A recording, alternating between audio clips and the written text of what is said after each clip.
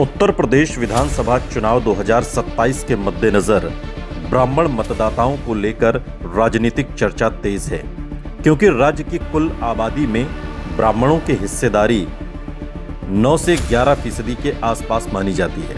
ये समुदाय लगभग 120 से 150 विधानसभा सीटों पर प्रत्यक्ष या अप्रत्यक्ष रूप से चुनावी परिणामों को प्रभावित करने की क्षमता रखता है। अवध, पूर्वांचल, प्रयागराज, वाराणसी, गोरखपुर, बस्ती, अयोध्या, कानपुर, लखनऊ, बुंदेलखंड और पश्चिमी उत्तर प्रदेश की कई सीटों पर ब्राह्मण मतदाता निर्णायक भूमिका निभाते हैं। हालांकि पूरे प्रदेश के ब्राह्मण मतदाता एक समान मतदान नहीं करते। स्थानीय उम्मीदवार, जाति समीकरण, गठबंधन, संगठन और क्षेत्रीय मुद्दे भी उनके मतदान व्यवहार को प्रभावित करते हैं। पिछले 3 चुनावों पर नजर डालें तो 2017 में बड़ी संख्या में ब्राह्मण मतदाता बीजेपी के साथ गए थे। उस चुनाव में बीजेपी ने सामाजिक समीकरण के साथ साथ कानून व्यवस्था, नरेंद्र मोदी की लोकप्रियता, विपक्ष की बिखरी स्थिति का लाभ उठाया। 2022 में भी अधिकांश ब्राह्मण मतदाताओं का झुकाव बीजेपी की ओर बना रहा। हालांकि कुछ क्षेत्रों में टिकट वितरण, स्थानीय नेताओं की नाराजगी और क्षेत्रीय मुद्दों के कारण सीमित असंतोष भी दिखा। 2024 के लोकसभा चुनाव के बाद कई राजनीतिक विश्लेषकों ने ये चर्चा शुरू की कि ब्राह्मण समाज के एक हिस्से में प्रतिनिधित्व, संगठन और स्थानीय नेतृत्व को लेकर सवाल उठ रहे हैं। लेकिन उपलब्ध चुनाव के बाद के सर्वे ये भी दिखाते हैं कि ऊंची जातियों, जिनमें ब्राह्मण भी शामिल है, का बड़ा हिस्सा अभी भी एनडीए के साथ है। इसलिए पूरा ब्राह्मण समाज बीजेपी से नाराज है, ये कहना भी सही नहीं होगा। लेकिन इस बात की चर्चा जरूर है कि ब्राह्मण वर्ग उत्तर प्रदेश में बीजेपी से खफा है।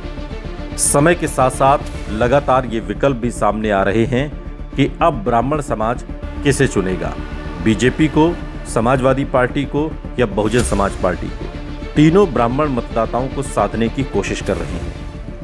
बीजेपी की रणनीति अपेक्षाकृत स्पष्ट दिखाई देती है। पार्टी ब्राह्मण समाज को ये संदेश देना चाहती है कि राष्ट्रीय नेतृत्व, हिंदुत्व, कानून व्यवस्था, राम मंदिर, काशी, मथुरा विकास योजनाएं और सत्ता में भागीदारी उसके सबसे बड़े राजनीतिक आधार हैं। बीजेपी के पास केंद्र और राज्य दोनों में सरकार होने का लाभ भी है। टिकट वितरण में ब्राह्मण नेताओं को पर्याप्त प्रतिनिधित्व देना, प्रमुख जिलों में संगठनात्मक जिम्मेदारियां सौंपना और ब्राह्मण सम्मेलनों के माध्यम से संवाद बढ़ाना उसकी रणनीति का हिस्सा हो सकता है। बीजेपी ये कोशिश करेगी कि यदि कहीं स्थानीय स्तर पर नाराजगी है तो उसे उम्मीदवार बदलकर या संगठनात्मक बदलाव के जरिए कम किया जाए।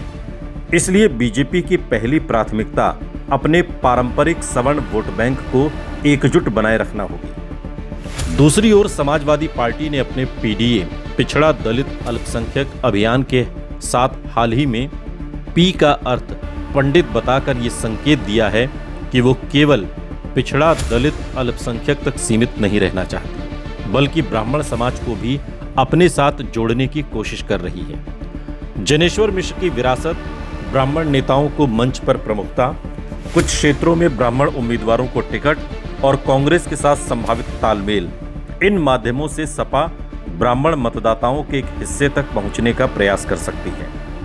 कांग्रेस का गठबंधन अगर समाजवादी पार्टी के साथ यूं ही मजबूत बना रहता है तो कांग्रेस की पारंपरिक ब्राह्मण स्वीकार्यता भी कुछ क्षेत्रों में सपा गठबंधन को लाभ पहुंचा सकती है। हालांकि सपा के सामने चुनौती ये होगी कि वो अपने पारंपरिक यादव मुस्लिम आधार और नए पीडीए संदेश के बीच संतुलन बनाए रखते हुए ब्राह्मण मतदाताओं का भरोसा किस हद तक जीत पाती है। बहुजन समाज पार्टी की राजनीति में भी ब्राह्मणों का महत्वपूर्ण अध्याय रहा है। 2007 के विधानसभा चुनाव में मायावती ने बहुजन प्लस ब्राह्मण सामाजिक इंजीनियरिंग के जरिए पूर्ण बहुमत हासिल किया था। उस समय सतीश चंद्र मिश्रा की भूमिका और ब्राह्मण सम्मेलन काफी चर्चा में रहे। इसलिए 2027 से पहले बीएसपी फिर से इसी मॉडल को आंशिक रूप से दोहराने का प्रयास कर सकती है।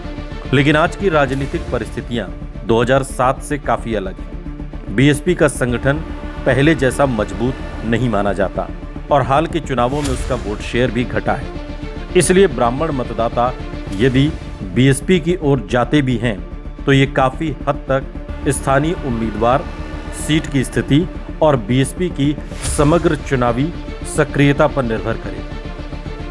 क्षेत्रवार देखें तो पूर्वांचल में वाराणसी, प्रयागराज, जौनपुर, प्रतापगढ़, अयोध्या, गोरखपुर, बस्ती और आसपास के जिलों में ब्राह्मण मतदाता कई सीटों पर प्रभावशाली हैं। अवध क्षेत्र में लखनऊ, सीतापुर, हरदोई, रायबरेली, अमेठी और उन्नाव के कुछ क्षेत्रों में उनका असर देखा जाता है। कानपुर, बुंदेलखंड क्षेत्र की कई सीटों पर भी ब्राह्मण मतदाता निर्णायक भूमिका निभाते हैं। पश्चिमी उत्तर प्रदेश में उनकी आबादी अपेक्षाकृत कम प्रतिशत में होने के बावजूद कई शहरी और मिश्रित सामाजिक संरचना वाली सीटों पर वो परिणाम को प्रभावित कर सकते हैं। लेकिन ये ध्यान रखना जरूरी है कि ब्राह्मण मतदाता पूरे प्रदेश में एक समान तरीके से मतदान नहीं करते। स्थानीय प्रत्याशी और गठबंधन अक्सर अंतिम निर्णय को प्रभावित करते हैं। जहां तक ये सवाल है कि ब्राह्मण किस दल के साथ जाएंगे, इसका निश्चित उत्तर चुनाव से पहले देना तो संभव नहीं, लेकिन जो तस्वीर उभर रही है उसमें कई संकेत मिलते हैं। उपलब्ध चुनावी रुझानों के आधार पर यह कहा जा सकता है कि बीजेपी अभी भी इस वर्ग में मजबूत स्थिति में है, लेकिन विपक्ष इस समर्थन में सेंध लगाने की कोशिश कर रहा है। यदि बीजेपी समय रहते स्थानीय असंतोष को कम कर देती है और टिकट वितरण संतुलित रखती है तो उसे इस वर्ग का बड़ा हिस्सा मिलने की संभावना बनी रह सकती है। यदि समाजवादी पार्टी, कांग्रेस गठबंधन ब्राह्मण उम्मीदवारों को पर्याप्त प्रतिनिधित्व देता है, स्थानीय प्रभावशाली नेताओं को साथ लाता है और व्यापक सामाजिक गठबंधन बनाने में सफल रहता है, तो उसे कुछ क्षेत्रों में अतिरिक्त समर्थन मिल सकता है। वहीं बीएसपी तभी उल्लेखनीय लाभ ले पाएगी जब वो अपने संगठन को सक्रिय कर 2007 जैसी सोशल इंजीनियरिंग का कुछ प्रभाव दोबारा स्थापित कर सके। इसलिए 2027 का चुनाव केवल ब्राह्मण किसके साथ जाएंगे का नहीं, बल्कि ये भी होगा कि कौन सी पार्टी उन्हें प्रतिनिधित्व, राजनीतिक भागीदारी, स्थानीय नेतृत्व और व्यापक चुनावी जीत की सबसे विश्वसनीय संभावना दिखा पाती है। वर्तमान उपलब्ध आंकड़ों और रुझानों के आधार पर बीजेपी इस वर्ग में मजबूत दावेदार बनी हुई है, जबकि समाजवादी पार्टी, कांग्रेस और बीएसपी दोनों इस समर्थन का कुछ हिस्सा अपनी ओर आकर्षित करने की कोशिश कर रही है। लेकिन अंतिम फैसला होगा टिकट वितरण पर। जो पार्टी जितने ज्यादा ब्राह्मण उम्मीदवार उतारेगी, ब्राह्मण वोटर उसी ओर करवट ले सकता है।